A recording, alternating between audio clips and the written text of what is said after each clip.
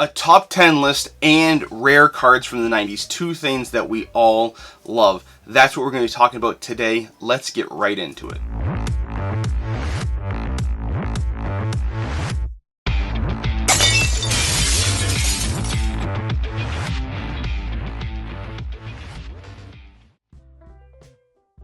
Welcome to the most passionate content for card collectors on YouTube and possibly the whole entire internet.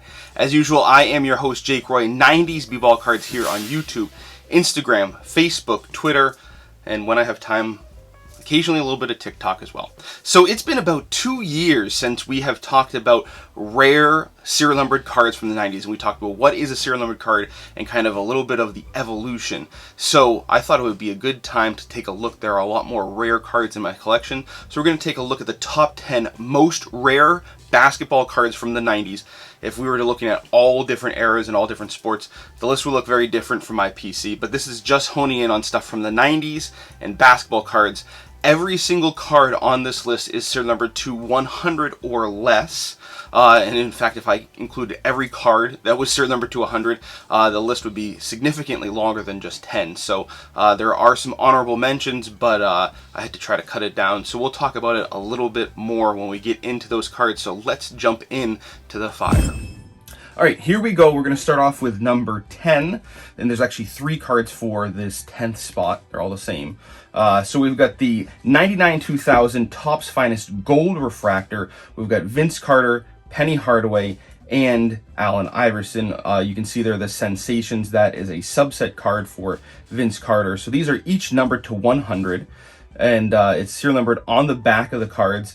You can see here on the front, each of these still have the peel on. That is definitely how I prefer my refractors or any Topps Finest cards. If I get one that doesn't have a peel on it, I usually like to get one that does have the peel, and I'll just keep both. So there's 2 different variations, and I get it for aesthetics. It does look a bit better without the peel, but I like it the way it came out of the pack. But anyway, so these, the first time I got one was an Isaiah Rider from my dad for Christmas. I loved how not only it was serial numbered to 100, but also the perforated edges, and I don't think that these grade terribly well because of that, and obviously the peel comes into play, but they are very hard to find. And again, the peel, because they get peeled, only become more and more rare. So there are fewer than 100 of each of these because a lot of them have been peeled. So if we're looking at values, the Vince Carter is about a $150 card. The Allen Iverson is probably about a $250 card. And then obviously my number one guy there, Penny, is probably about a $200 card.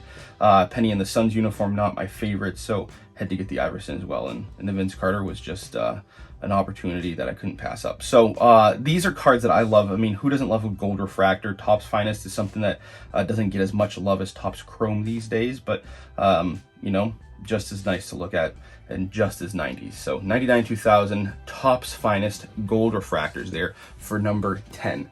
Number 9, we're getting a little bit more rare here.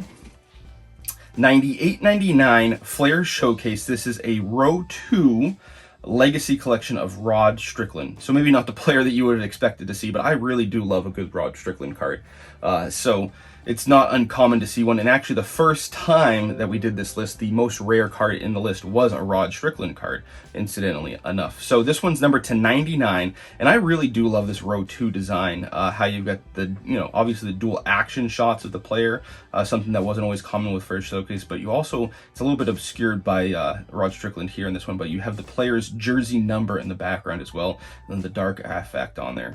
Really cool stuff, and the blue really pops when you've got a player who's got blue in their uniform as well. So kind of a Tiffany blue, not necessarily a royal blue. And I also love how the serial numbering on the back is also in that blue foil. Just a cool card all around. It being a Rod Strickland, not going to be the most valuable card in the world. So you're looking at about $25, $30 probably for one of these. And sometimes finding exact values on these was difficult. I couldn't find the exact player necessarily. I would go for somebody who's comparable, and Rod Strickland is kind of a semi-star common type player. So that's what I would guesstimate the valuation of that one being serial number to 99. Next one we have here, 99-2000 Skybox Apex Extra of Corey Maggette. You might remember when we were opening up Apex, we were talking about this one. You know, love Corey Maggette from his days, his 1 year at Duke, and then his 1 year with the Magic, two of my teams. Really cool card here. Love how they have the hollow foil on the border instead of that gold foil. You know, even though the gold foil was cool with the texture. So these ones, again, on the back, these ones are going to be serial numbered. You see they're numbered to 50, 33 out of 50. Interesting because that was the year that Grant Hill was on the team. Not that he played much, but you know, so this is a rookie card of Corey Maggette, and not a great rookie class, and a set that kind of gets slept on a little bit. Pretty cool cards. The value not that great, so $15 to $20 for commons typically in this set. You can get them cheaper at times depending on who the player is. Sometimes they get up to $30. So if it's something you like and you like how scarce they are, definitely search for it. Not the easiest ones to find though. There only being 50 of each one made, so worth a hunt though, I think. All right, number 7, one that we've seen in a video before. So we've got the 99-2000 Topps Gold label. This is the Class 2 red label. Again, a rookie of Corey Maggette. You guys know I love him. So some really cool action shots there of him, definitely from a rookie photo shoot though. I love that dunk picture down there in the corner though. That's it's a classic Corey Maggette dunk, in my opinion. So these ones, you know, the red label is definitely something that jumps out. The black label we've talked about is harder to find, but the red label is what you want to see. If you flip it over on the back, the Class 2 was numbered to 50. You might remember this is kind of an interesting and a little bit of a confusing set because Class 1, Class 2, and Class 3, the red labels are each numbered to a different quantity. So this one made the list. The Class 1 did not because that's numbered to 100. In, you know, Corey Maggette, again, same kind of thing we talked about with the last one. The value here isn't the greatest. So it's about $60 to $70 card though. You know, so definitely a little bit of a slight tick up. I mean, these are just gorgeous cards. Some people list them as refractors, you know, with that hollow foil all over the front of the card. They are gorgeous, very elegant design, something I really enjoy. Another one making its way back on the list from last year, 97-98 Skybox Star Rubies. We've got a Todd Day, not necessarily the biggest star name, and eventually I'm sure I will get one of my PC players. You know, so until then, Todd Day's kind of a placeholder, but these are really cool. Flip them over on the back. They are in red, numbered to 50, and the red definitely pops out a little bit, but with this card being, you know, red because he was on the Heat at this time, some of the red kind of blends in.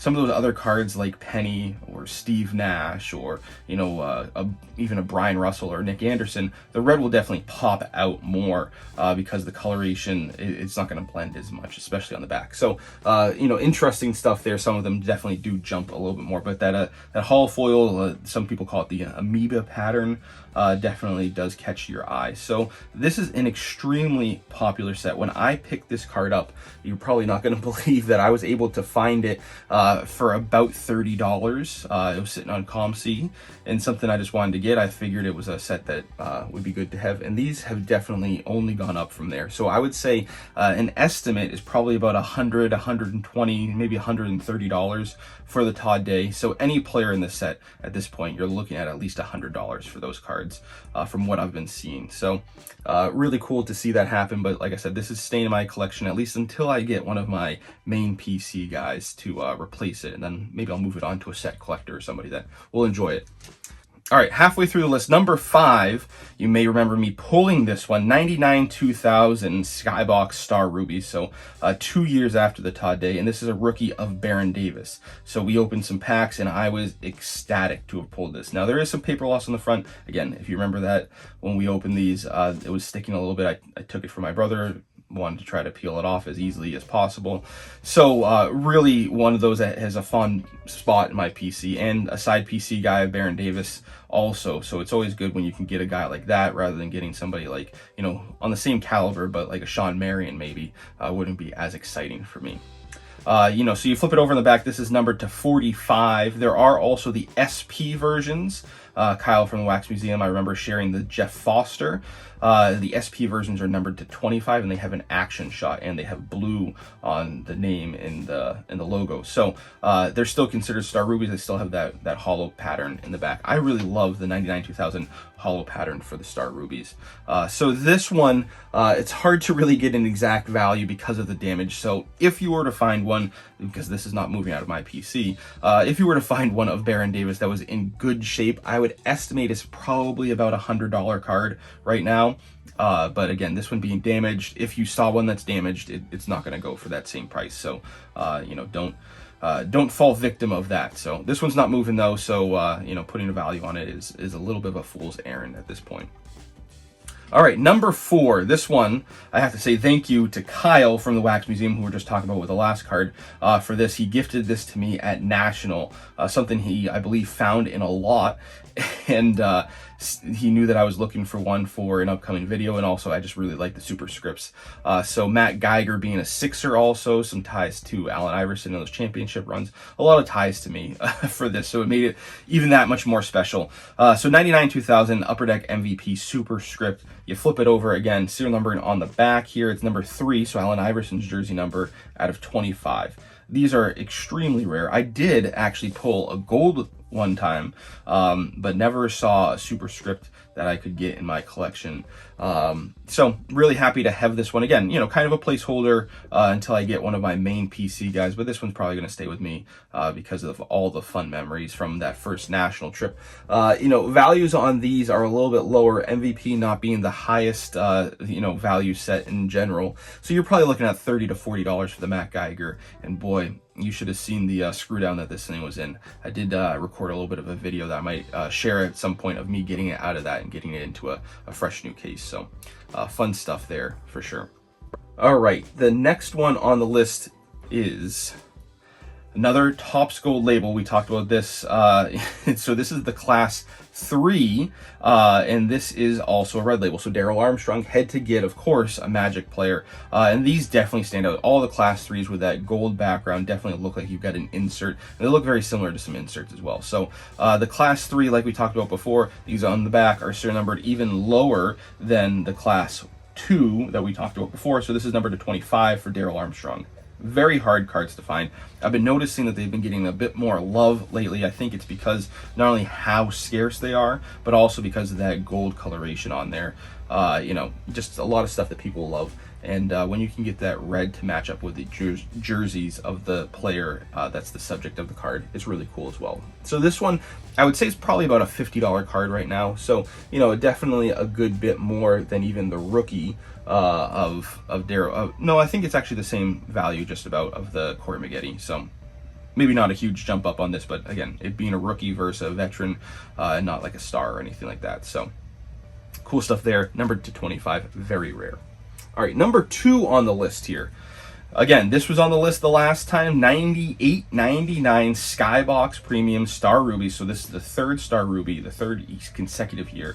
And this is the most rare of all of them. And it's a rookie. So Ansu Sensei, I believe is his name. I keep calling him Sensei, which is not his name. So these are really an interesting set because they have 2 different foil patterns. It's a little bit harder to pick up on this because you've got a big picture of the subject player, but this one's kind of a little bit more of like the hyper, I think they call it when it's a Panini product. And then you also have in the Series 1 a really cool gold leaf almost kind of, you know, replicated pattern. So you've got the Jordan and the Penny in that set, which I would love to get one of as well. So until then, this is going to do, I'd love to get the Vince Carter number to 25. You know, and one thing I haven't talked too much about because I don't have the most knowledge on it, but this set, as well as a lot of the other rubies, are subject to having fakes out there. Usually the lower end players aren't really as affected.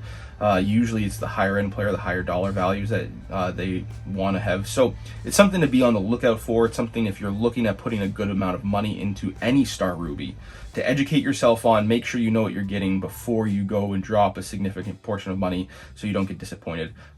Grading, even sometimes it can slip by them, but usually that's a better way to safeguard yourself. But, you know, if you don't know and you don't know where to get the information, ask an expert. I'd be happy to help. There's a lot of other people in the community that be happy to help identify and make sure that you have an authentic article so you don't get duped. But anyway, so for this one, you know, being a common player, a rookie, this is about a $60 to $70 card.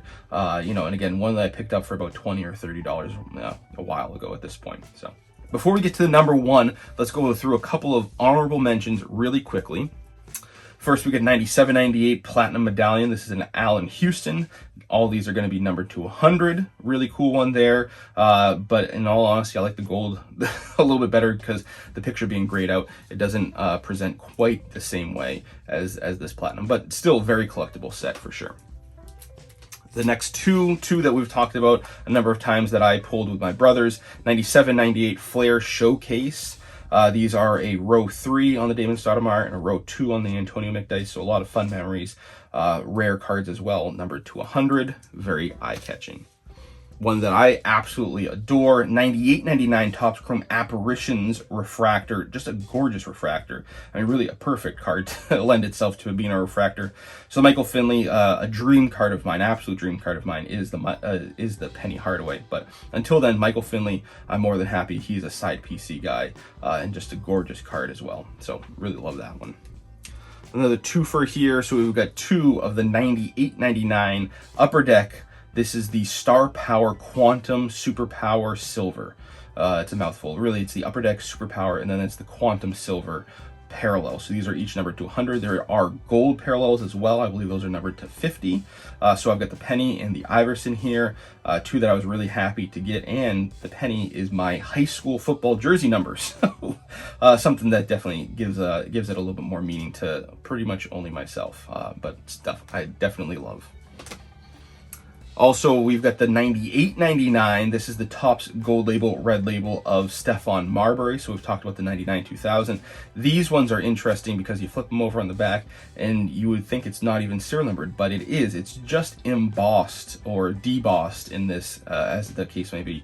So you really have to catch it by the right light. There is no foil and any kind of other significance to the back of this card. So if you miss the red label, you're probably going to miss what's on the back. So definitely be on the lookout for the red label, and then go and make sure that it is debossed, because if it's not, then it's problematic for sure. And then the last of the honorable mentions, this is the 98-99 UD Choice Prime Choice Reserve, one that I have talked about a couple of times. I love this card of Penny, numbered to 100, something that brings back a lot of memories of busting through a lot of boxes with my dad and my brothers, trying to pull a Prime or Star Power, a Star Quest Gold 4-star. Those are the cards you guys know I am amped to try to get at some point, so a fun one there. So the number one card, the most rare card in my collection from the 90s, we've got 99-2000 Stadium Club Chrome First Day Issue Refractor. Also a mouthful to say. So this is a Vince Carter. You know, so this one I would guesstimate, and this is the only one that's sold in a long time, sold for about $170, but it's been a while. So I would say that if one came up for auction today, you know, maybe about a $200 card. Really cool picture of Vince Carter throwing a nice dunk with the Raptors. So one of my side PCs is I do like Vince Carter cards only with the Raptors. I love Stadium Club Chrome First Day Issue Refractors because they're so rare. Another one that I got for a Christmas present from my dad back in the day was a Rod Strickland. He matched it with the regular non-refractor First Day Issue, so the number to 100 and the number to 25 of Rod Strickland. I moved those onto a Rod Strickland collector and replaced it very quickly with a Vince Carter. So, you know, really cool cards here, numbered to 25, and something that definitely flies a bit under the radar at this point. But they are something to be weary of. There are ones that are out there without serial numbers. Definitely don't want those. Those are backdoor copies, or, you know, those are just suspicious, to say the least. But the other tricky thing with these is a lot of those backdoored copies eventually show up with serial numbers on them. So even if you find one with a serial number, it is best to go and get it checked out and make sure that you have the real deal. You know, something that I have fallen victim to in the past, of getting some that have different serial numbering styles, not sure which is which, and had to go and figure it out after the case. Definitely something you want to find out before you purchase the card, especially if it's one like a Kobe or you know, the higher value players in the set. You know, the penny goes for quite a bit. the Allen Iverson, the Shaq, the KG, the Tim Duncan. Those are some of the bigger name guys. Vince Carter's just on the fringe there too. So really cool cards, very rare, something that I am always trying to find more of. So if you know where there are more legitimate copies of some of those key players for my PC, definitely let me know. I would love to get more in my collection. But that is the most rare card in my PC at this point. That was a lot of fun going through all my serial numbered cards to put this list together. The list looks very different than it did the last time, so I was glad to do this. Let me know how you enjoyed looking at this list and how it's progressed over the last couple of years. Really interesting stuff. You know, the value is one that I use just kind of as a tiebreaker because I had so many cards that are numbered to 100. So again, there's more cards I could add, and maybe I'll put those on my Instagram at some point, but I've been a little bit busy and haven't been posting as much there either, so something I need to get better at. But let me know for the question of the day, what is your most rare card? Leave that down in the comments. I love to hear about the rare cards people seek after.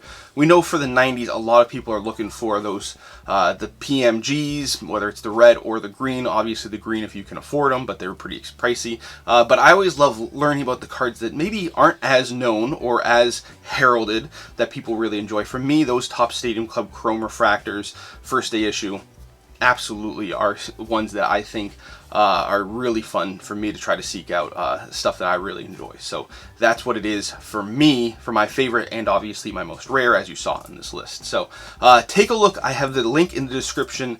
We have another week to go on the giveaway, so if you haven't had the opportunity, check that out. All the information for how to enter into that giveaway is in there, so it makes it really easy for you. I have seen a number of people have already entered, so hopefully you're the lucky winner. So let me know if you have any issues with that. But that's what we've got for today. If you're new here, please consider subscribing. Hit that bell icon so you don't miss any videos in the future. A little bit of a change here. New videos dropping every week because I haven't been doing them regularly on Wednesdays because of upload issues. So just once per week, we're guaranteed to have a new video. Occasionally, we'll have bonus videos as well. Thanks. We'll talk later. Bye.